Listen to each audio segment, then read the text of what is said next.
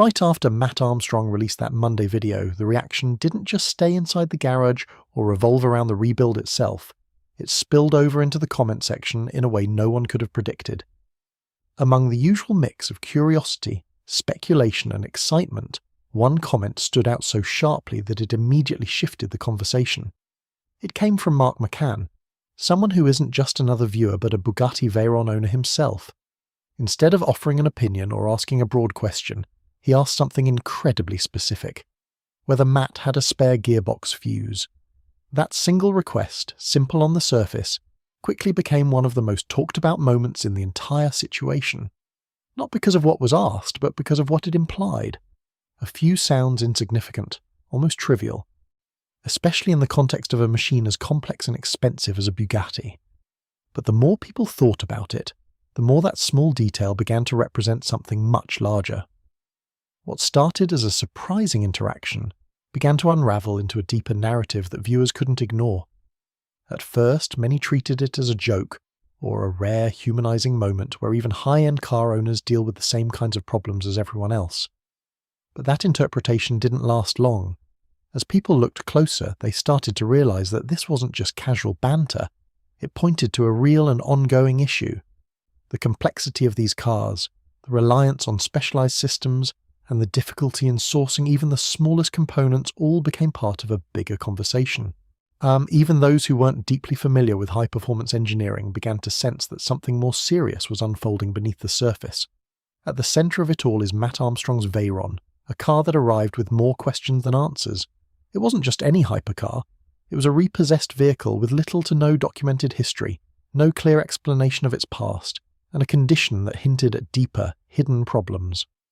From the moment it appeared, it captured attention not just because of its value, but because of the mystery surrounding it. People weren't just watching for entertainment. They were trying to piece together a puzzle. Who owned it before? What caused it to end up in this state? And perhaps most importantly, could it actually be brought back to life? Working on a machine like a Bugatti is nothing like dealing with an ordinary car. Every system is interconnected, every component serves a precise function, and every decision carries weight. From the initial inspection, it became clear that the issues weren't going to be obvious or easy to fix. These were the kind of problems that reveal themselves gradually, requiring patience and a methodical approach.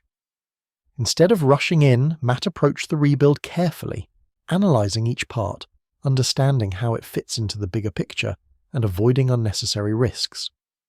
In a situation like this, guesswork isn't just ineffective, it can be catastrophic. A single mistake could escalate a manageable issue into something far more serious, both mechanically and financially. While this careful process was unfolding, another story was developing quietly in the background. McCann was dealing with his own Veyron, and the situation wasn't improving. For months, his car had been completely immobilized due to a gearbox failure.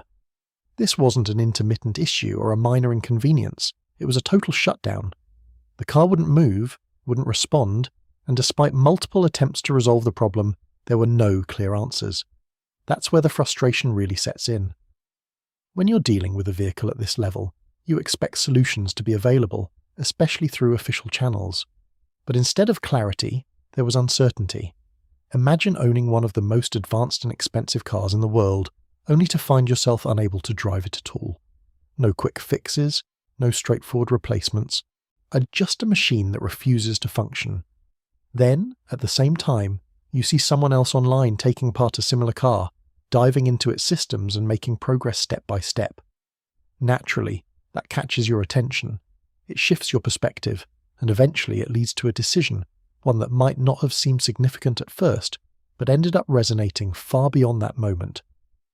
Asking for help publicly, right there in the comment section, turned a private struggle into a shared conversation. The question about the gearbox fuse may have been short, but its implications were anything but. In a car like the Bugatti Veyron, nothing is ever just a small part. That fuse plays a crucial role in maintaining communication between the gearbox and the rest of the vehicle's systems. If that connection is lost, the entire car effectively shuts down. No movement, no response, nothing. And what makes it even more complicated is that this isn't a component you can easily source.